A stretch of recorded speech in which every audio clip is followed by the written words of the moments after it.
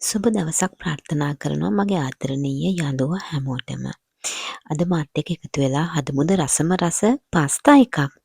ඉතින් මේක හරිම ලේසි පාස්තා එකක්. මට කම්මැලි දවසට උයන්න බෑ කියලා හිතෙච්ච දවසට 4 දිනාටම කන්න හදන පාස්තා එක තමයි මෙන්න මේ පාස්තා එක. මේකට අවශ්‍ය වෙන්නේ නම් බොහොම අඩු අමුද්‍රව්‍ය ප්‍රමාණයක්. ලුණු ටිකක්, ඒ වගේම සුදු ලුණු බික් එකක්, තව සුකීනි කරල් දෙක තුනක්, ඒත් එක්කම මෙන්න මේ විදිහට අවශ්‍ය නම් කෑලි කපාගත්තු ඌරු මස් ටිකකුත් ඕන වෙනවා. ඉතින් එච්චරම විතරයි ඕන වෙන්නේ. තව ඔලිව තෙල් ටිකකුත් තිබුණොත් නම් තවත් රසයි. ඔන්න ඉතින් බලමු ඒ රස පාස්තා එක මම කොහොමද හදාගන්නේ කියලා. ඔන්න ඉතින් මේ විදිහට භාජනයක් ලිපේ තියලා ඒකට ඔලිව් තෙල් ටිකක් දාගන්න ඕනේ. ඉස්සෙල්ලාම ඔයගොල්ලන් දැක්කනේ මම ලුණු චුට්ටකුයි සුදු ලුණුයි ඒත් එක්කම සුකීනිය කපලා තියාගෙන තිබුණේ. ඉතින්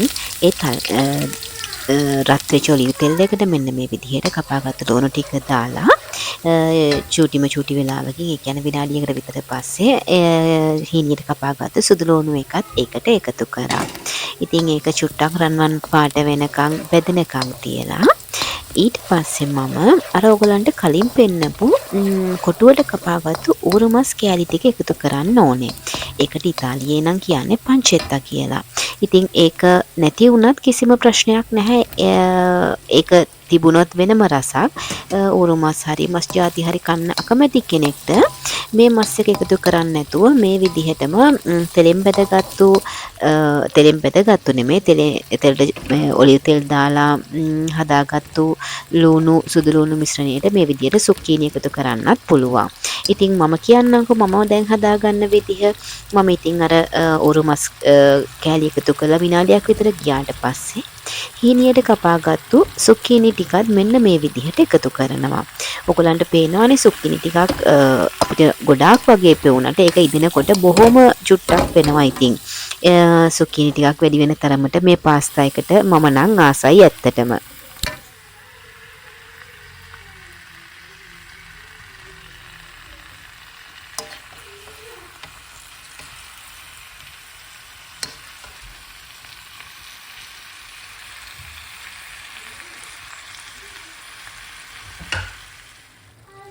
ඉතාලියට ආපු මුල් කාලේ නම් බත් වලටම හුරු වෙලා හිටපු මට පාස්තා කියන්නේ පෙන්වන්නම බැරි කෑමක් වෙලා තිබුණේ ආපු මුල්ම කාලේ. හැබැයි ඉතින් කාලයක් යනකොට ඒකේ රසට අපි පුරුදු වෙනකොට දැන් ඉතින් ඇත්තටම ලේසියට පහසුවට බොහොම රසට හදාගන්න පුළුවන් කෑමක් වෙලා තියෙනවා පාස්තා කියන එක. ඉතින් ඇත්තටම වෙලාවකට සැර ಜಾති කන්න බැරි වෙච්ච දවසකට සැර කන්න බෑ කියලා හිතෙච්ච දවසකට නම් මේ වගේ කෑමක් අනිවාර්යෙන් අපේ ගෙදර සතියට දෙපාරක්වත් හැදෙනවම තමයි. ඉතින් අද පාස්තා විතරක් කන්න බැරි නිසා අපි 4 දෙනාටම මෙන්න මේ විදිහට මස් පෙති ටිකකුත් සීසන් කරලා තියාගත්තා ඒක කන්න ඕනේ නිසා. ඉතින් ඔයගලන්ට පේනවානේ ගොඩාක් වගේ පෙනිච්ච සුකීනි ටික මේ වෙනකොට ඒ වගේ පාටත් වෙනස් වෙලා ඒ වගේ වතුර ගතියක් ටිකෙන් ටික අයින් වෙලා මට ඕන විදිහට හැදෙමින් පවතිනවා. ඔයගලන්ට මේ දැන් පේන්නේ මම මේකට එකතු කරන තව ක්‍රීම් චීස් එක. මේකට මෙහෙනම් කියන්නේ පන්නා කියලා. මේක දැන් මහම ඇත්තටම පුදුමාකාර රසක් එනවා. ඒ රස හරි අමුතුයි ඇත්තටම. ඉස්සෙල්ලාම කන කෙනෙක්ට නම් මේ රස අමුතු වෙන්න පුළුවන්. හැබැයි ඉතින් ඒ රසේ තියෙන්නේ අමුතුම රසක් ඇත්තටම. ඔන්න ඉතින් මම අර මිශ්‍රණය මේ විදිහට හැදෙනකොට ඉතුරු ලිප පාවිච්චි කරනවා. පාස්තා එක තඹ ගන්න වතුර එකක් ලිපේ තිබ්බා. ඉතින් ඒකට මම ලුණු ටිකකුත් දාලා තමයි වතුර එක ලිපේ තිබ්බේ. ඉතින් මේ වෙනකොට අර සුක්කීනි දාලා හදපු එකත් මට ඕන විදිහට හැදෙමින් පවතිනවා. දැන් ඉතින් ඔයගලන්ට පේනවනේ මම පාවිච්චි කරන භාජනයේ අඩි අල්ලන තත්ත්වයටපත් වෙලා තියෙන්නේ. හැබැයි මෙන්න මේ අවස්ථාවෙත් මේවා ඔක්කොම ඉදලා තියෙන්නේ. මේ අවස්ථාවත් බොහොම හොඳයි ලිප ඔෆ් කරගන්න. හැබැයි ඉතින් මගේ දුවයි පුතයි චුට්ටක් කැමතියි මේවා තව චුට්ටක් තැම්බෙනවා නම්. ඉතින් ඒ නිසා මම තව චුට්ට වෙලාවක් මේවා ටිකක් තඹ ගන්නවා. මෙන්න මේ පාස්තා එක තමයි අද අපි පාවිච්චි කරන්නේ කන්න.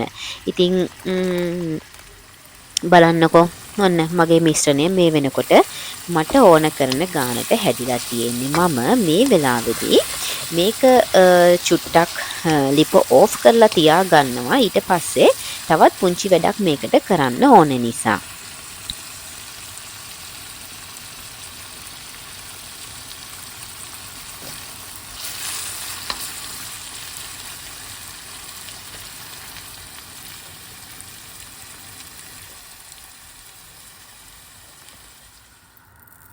සුක්කීනි දාලා හදපු මිශ්‍රණය පැත්තකින් තියාගෙන ආයෙමත් මම එලිප පාවිච්චි කරනවා මම ඔයගලන්ට පෙන්නපු මස් පෙති ටික හදාගන්න.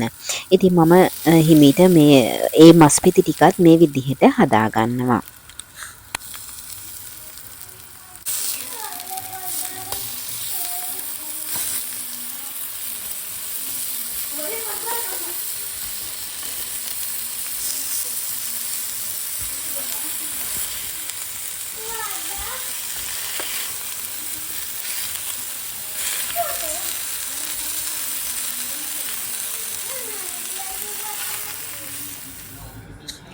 මම ඉතින් මස් පෙති ටිකත් ඒ විදිහට හදාගත්තා.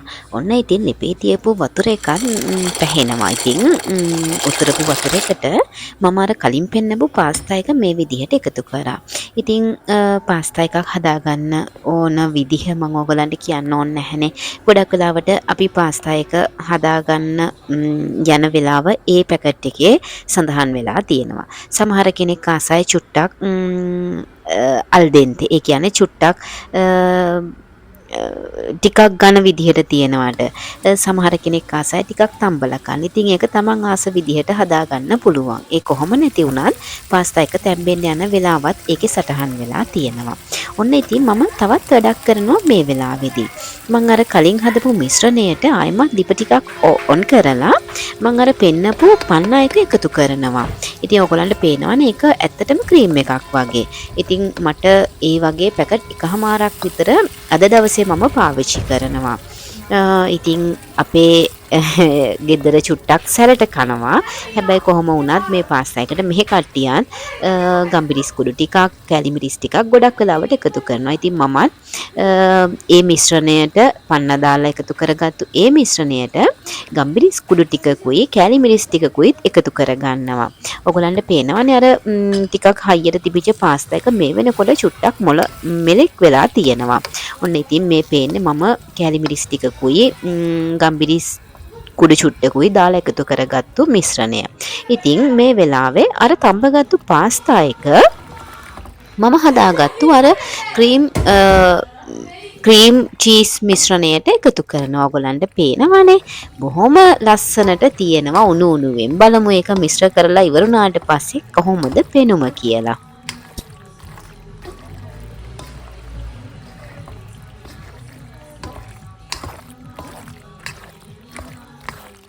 ඔයගලන්ට දැන් බොහොම හොඳින් පේනවා නේද? සුකීනි කෑලි, ඒත් එක්කම උරුමස් කෑලි, මම එකතු කරපු පන්නා ක්‍රීම් එක. ඉතින් ඒවා බොහොම හොඳින් මිශ්‍ර වෙලා තියෙනවා. ඉතින් ඒක පෙනුම ලස්සනයි වගේම ඇත්තටම රසම රසයි. ඉතින් මේ වෙලාවේ නම් පාස්තා එක සූදානම් අපිට කන්න. ඉතින් හැබැයි අපේ ගෙදර කට්ටිය චුට්ටක් චීස් පෙරේතයෝ. ඉතින් ඒක නිසා මම මේ වෙලාවේදී ගෙදර තිබිච්ච චීස් කුඩු ටිකකුත් මේකට මේ විදිහට එකතු කරගත්තා.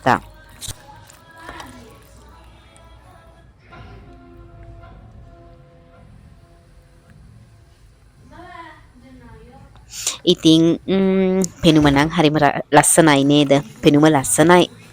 කෑවහම රසම රසට තිබුණා ඇත්තටම. ඉතින් අපේ ගෙදර 4 දෙනාම මට එළවලු ಜಾති ගොඩක් එක බත් එකක් හදාගන්න බැරි වෙච්ච දවසකට බඩ පිරෙන්න රසටම කන පාස්තා එක තමයි මෙන්න මේ පාස්තා සුකීනි පන්න පංචෙත්තා කියන පාස්තා එක. ඉතින් ගොඩක් ස්තුතියි මගෙත් එක්ක රසම රස පාස්තා එකක් හදනවා බලන්න ආපු ඕගොල්ලන් හැමෝටම.